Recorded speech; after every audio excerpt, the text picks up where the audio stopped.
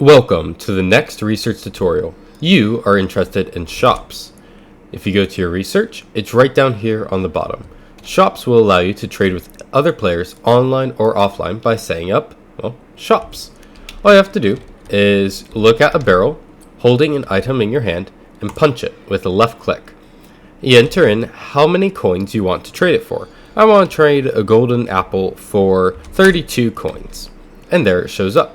Currently it's out of stocks because I'm trying to sell an item that I don't have any of. So I'm going to put some in the barrel and ta-da!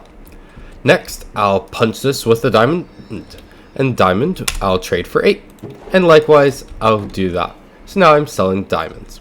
But let's say I want to actually buy some diamonds or some iron or something like that. Let me give myself some iron ingots. I'm going to punch the thing.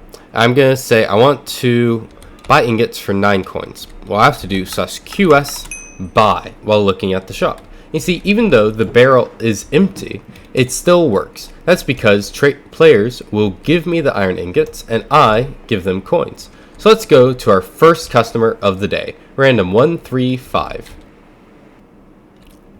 Alright, so looking at my inventory, I have some iron ingots. I'm going to go ahead and sell some of them. I can sell up to 64 because that's all I have in my inventory. I'm going to sell 12 of them.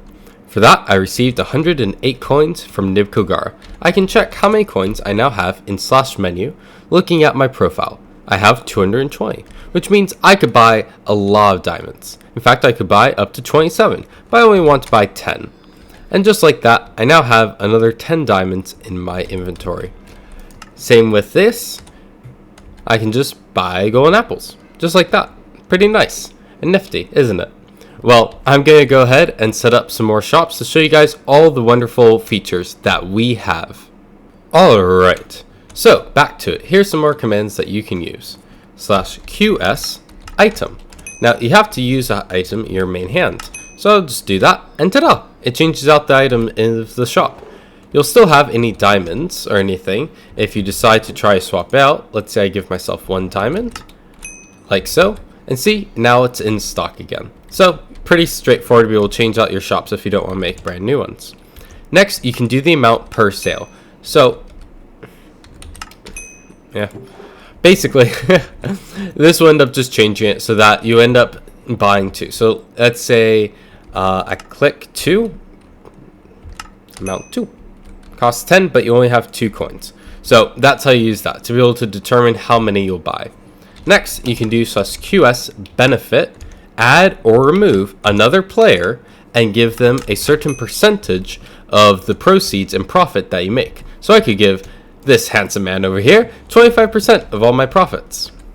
Next that I could do is look at the price and change the price. Maybe instead of selling it for 5, I want to sell it for 4. But unfortunately, I can't do this because there's a small fee to changing the price of your shop. /QS.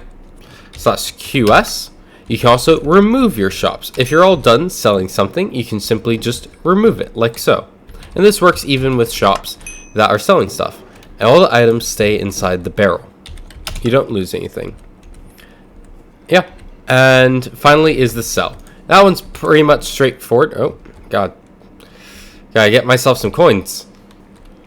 Alright, so we're gonna go ahead and just make a shop.